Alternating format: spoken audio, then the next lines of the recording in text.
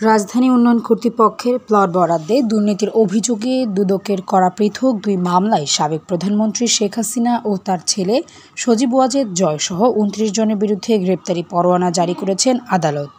মঙ্গলবার Dhaka metropolitan senior special জজ জাকির হোসেন গালিবের আদালত দুদকের দেওয়া চার্জশিট আমলে গ্রহণ করেন। এর মধ্যে এক মামলায় ১২ জন ও অন্য মামলায় ১৭ জন আসামিরা পলাতক থাকায় আদালত তাদের বিরুদ্ধে গ্রেপ্তারি পরোয়ানা জারি করেছেন। আদালতে দুদকের প্রসিকিউশন বিভাগের সহকারী পরিচালক আমিনুল ইসলাম এ তথ্য নিশ্চিত করেছেন।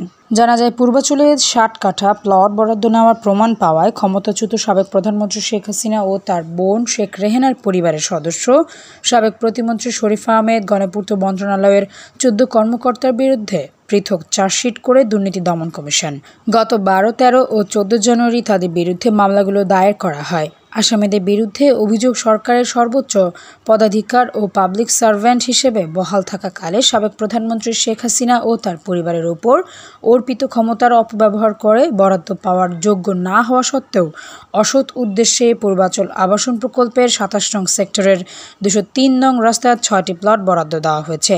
আসামিদের বিরুদ্ধে দ্বন্দ্ববিধি ১৮৬০ এর ১৬১, ১৬৩, ১৬৪, ১৬৪, ১০৯ ধারা তৎসহ দুর্নীতি প্রতিরোধ আইন ১৯৪৭ এর ৫(২) ধারায় মামলা দায়ের করা হয়।